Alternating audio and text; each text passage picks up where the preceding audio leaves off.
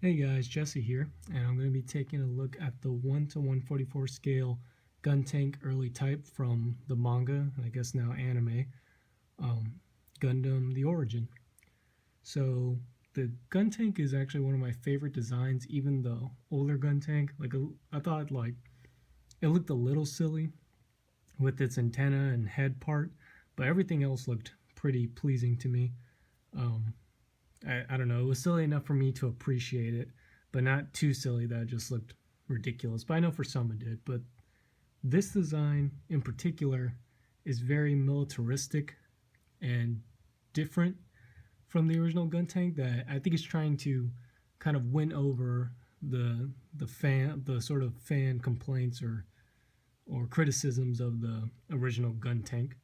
You know, because the gun cannon in the Origin is a little more similar to the original gun cannon than this is to the original Guntank. But in any case, this is a really nice model, and it has levels of detail that are sort of on the scale of master grades. I'll talk about that in a second, but just the look of it and the detail on this guy is really, really good. Just even down here, the bottom of the chassis, it's a really nicely detailed model, which I know they'll never make a master grade of this, and if they do, then I'll take the canister off of this and eat it and then fart it onto my cat. But they don't need a master grade of this. The details and some of the action features and gimmicks on this are so good that it just doesn't warrant for a master grade. But anyways, let's get on to the review and stop rambling, and let's just look at this thing. All right, so first off, let's talk about articulation. You'd think it's a tank, right? So it's gonna have no articulation, but this thing has far more articulation than I thought. So starting with the arms here, these go up and down at a hinge and swivel, and they go a little bit higher. Well, you'd think they go a little bit higher because it's actually pegged in at an angle going in this way, but they only go up about that high. Then you have double jointed elbows, and those are okay. They go out straight nice enough, but they bend a little more than 90. And then there's if I can get it, there we go. There's a bicep swivel. It swivels around the bottom part, not the top part. And that's it for both arms. These cannons go left and right and can go up about that high and down about that much. What's really nice about these is they actually have working pistons. You can see one down there and one up here. That's really nice. That's something, like I was saying earlier, you'd see on like a master grade. And these things move. These sort of safety, sort of like utility handles. The backpack or tank, I'm not exactly sure what this is, probably like a fuel tank, just moves up and down. The head is on a ball joint, and you actually can get some really good angles with this guy. Of course, it's a small and stubby head, and it's in this sort of collar, but the collar is large enough to accommodate it, so it can go all the way around if you want. But yeah, so there's that. It's pretty good. The torso here is on a ball joint. Goes around about that much. It can spin 360 degrees, no problem. That's really nice. Now these actually do have articulation, the treads. They don't spin. This is all one solid piece. I guess that would be something that could be implemented in a larger grade or larger scale. But they don't move. They're just like this. But you can sort of pop them out. There's tabs that fit into holes here, and they come out about that far. And so you can kind of angle it like this, or you can spin them up and down like that. So they can kind of look like he's going over a hill, or, you know. He's pretty fun to pose for a tank. You get them pretending like he's going over rough terrain. So just going to lock that back into place. Right. So in terms of accessories, he doesn't have any, except you get a duplicate plate for the cannons to make both of them, and on each plate is a fuel canister. So he does come with an extra fuel canister. I decided to paint this up silver, just, I don't know, just wanted a different one just in case I want to replace that one on the back. But that's it for accessories, if you want to even count that as an accessory.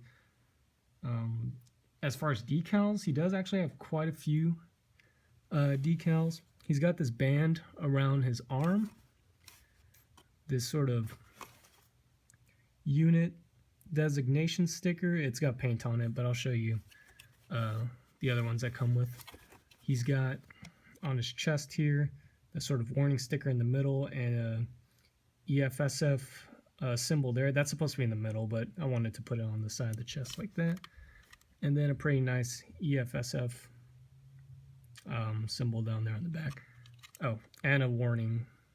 It says like warning, hot blast on the back there. So here's that. So as I was saying, he does come with extras, and he comes with a lot of extra decals. And what this is supposed to be is you can choose what unit this guy belongs to, or what designation, platoon or squadron or whatever he belongs to.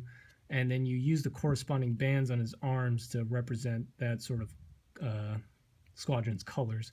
So A would be red, B would be green, which is the one I used, and C would be blue. And they tell you in the manual that that's the way it can be, but you know, you can do whatever you want. That's all the decals that he comes with.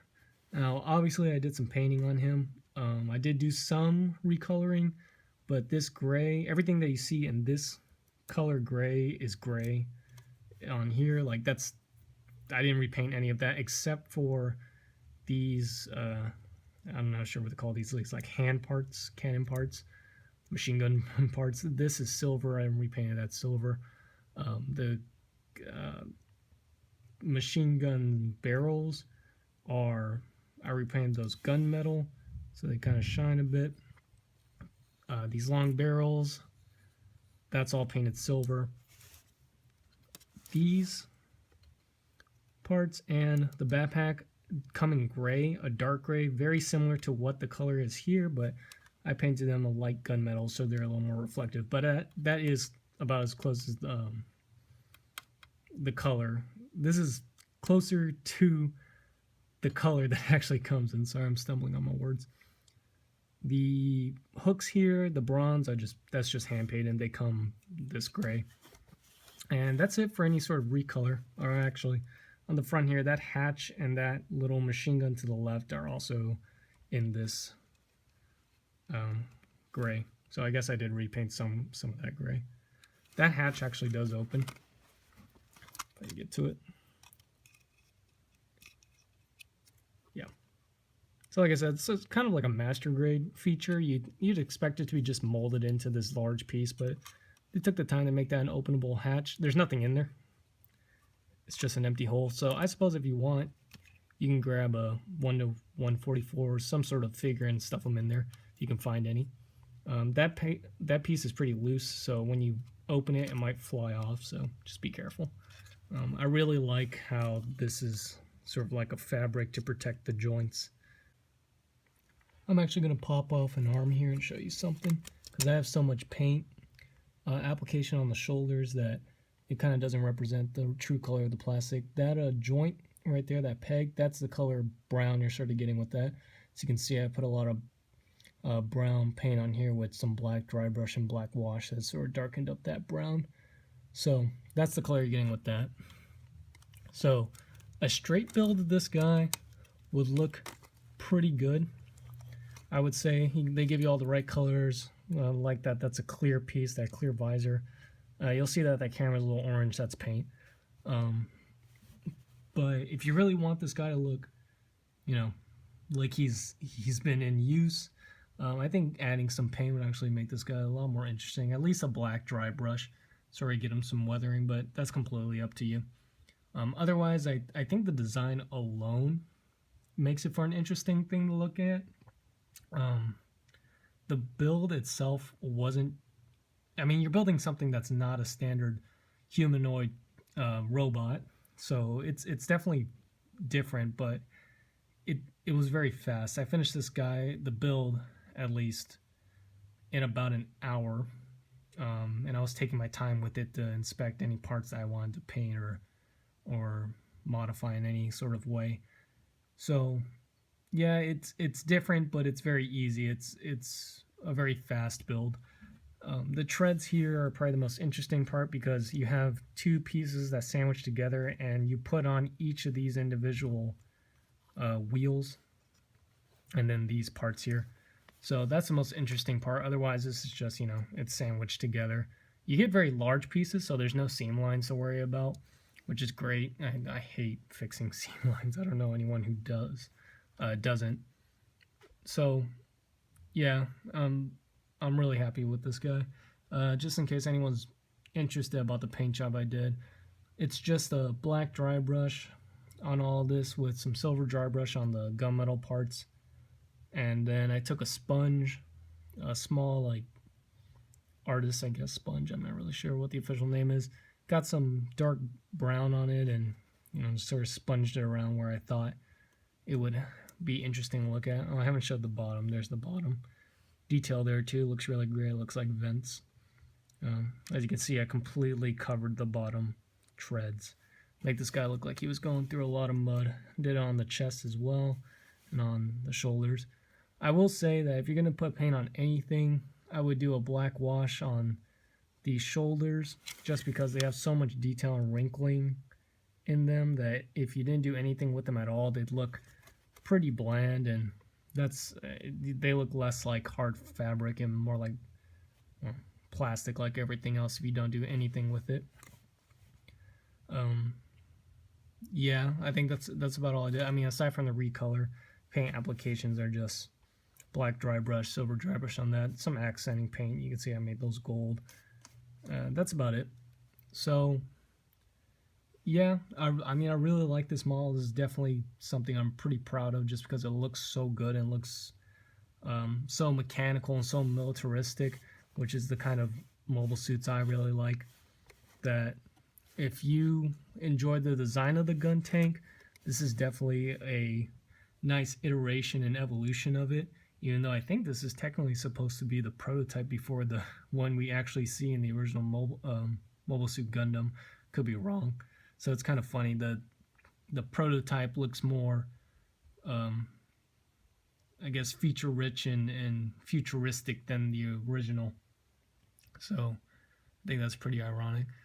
But yeah, stuff like the moving pistons and just the overall design and the surprising amount of articulation for a tank definitely makes this a model worth buying. Well, that's all from me. Thanks for watching, and I'll see you all next time.